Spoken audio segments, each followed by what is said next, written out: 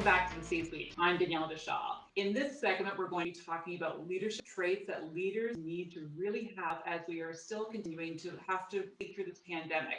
Helping us in this conversation is Glain Roberts-McCabe. She is the founder and president of the Roundtable in Toronto, and just really focusing on really helping leaders to really work through change, disruption, and growth by building the mindsets and behaviors that are needed. So welcome, Glain, to the show.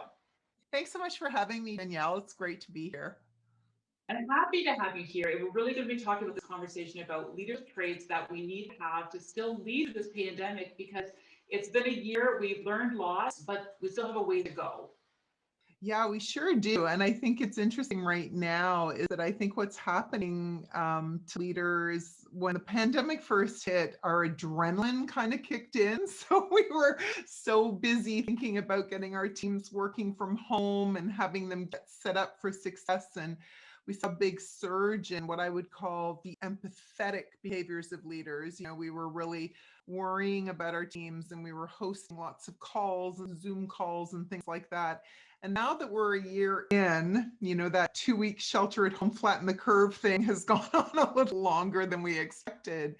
I think what's happening now is that leaders need to start to shift a bit of their focus as we try and get through this next stage. Mm-hmm. And you were talking about like these 3 key traits that leaders need to be sharing and really exemplifying right now to really help lead their teams through this next stage. Yeah, 3 traits. So one of the three things that I'm really seeing are critical. So one is the continued of empathy, the continuation of empathy and really checking in with our teams. I think sometimes a little bit of what's happened recently is people have gotten on to the next thing, right? Like now we're into a new year and we've got new targets and we got to have high production and try and drive for results. And yet at the same time, I think people are struggling now more than they were a year ago. So I think as leaders, we need to continue to keep that empathy dialed up. It looks a little different. It looks a little bit more like frequent one-to-one check-ins with our teams. How are you today? I think is the question to ask people as opposed to the general, how are you doing? The second thing is behavior that we like to call cooperation. Cooperation is about being willing to trade off. And I think one of the things that leaders really need to be asking themselves is this really critical that we do this project initiative, fill in the blank, right now? Can it wait? Can it wait 3 months? Can it wait 6 months? Because what we're dealing with is still a lot of people that are really overloaded in terms of home challenges, elderly parents, kids in school. And so the more we can do as leaders to put things aside, if they can be put aside, and minimize new projects, minimize putting on too much on people's plates in addition to everything else they're dealing with. And then the third behavior, which is really critical, and it's probably going to seem like such a common sense behavior, but it is the behavior of communication and keeping people proactively in the loop. There's a lot of uncertainty right now, and I think people are extremely weary and tired. And so the more that happens, the more disconnected we are from the kind of water cooler talk in our organizations. A lot of people are continuing to be at home, and the meetings we're having are very transactional. And so we don't have the same sort of social connection and, hearing things in real time that we used to have. So I think leaders really have to amplify communication in a virtual world anytime, but particularly in this time when there's so much uncertainty going on. I really like the point that you made about the cooperation and knowing that leaders may have to say, oh, you know what, this project may be on our corporate goals for the year. We may not have to push it off or not even do it all. What kind of impact is that having on really like the strategic goal planning for an organization for the year?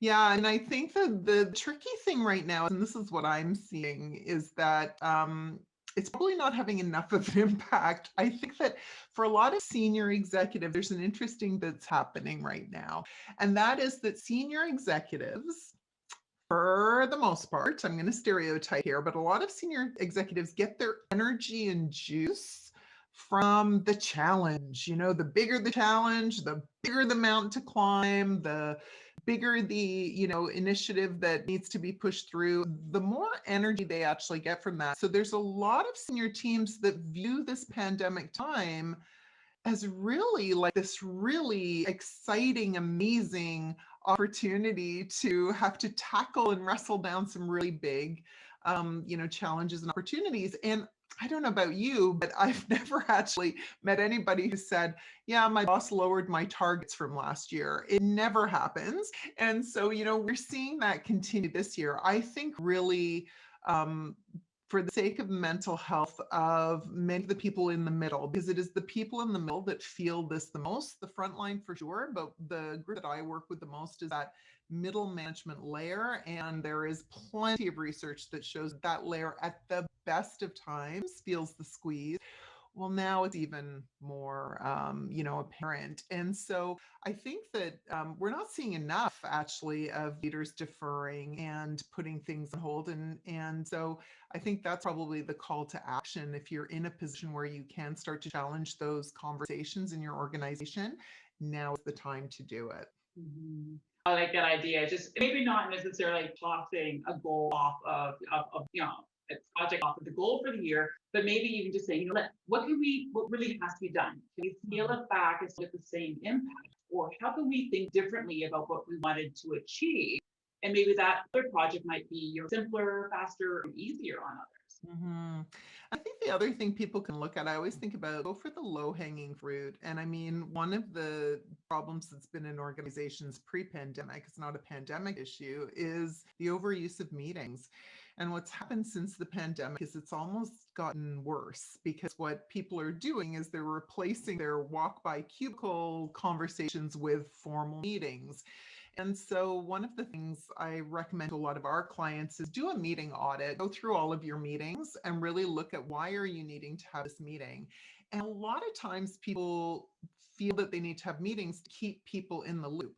Well, there's lots of ways that you can bring people along in a conversation. You don't necessarily have to do a meeting. A meeting is one way to do it, but there's lots of other options. So I think one of the things that we need to sort of dial back on. So if you can't change the big corporate goals because they are set, or maybe they're even coming out of, another country, if you're a US, if you've got a US parent, maybe you can't control that. So what can you control? And I think there's a lot more control within leaders' scopes that relate to the time they spend in meetings, the processes that they have put in place for their teams.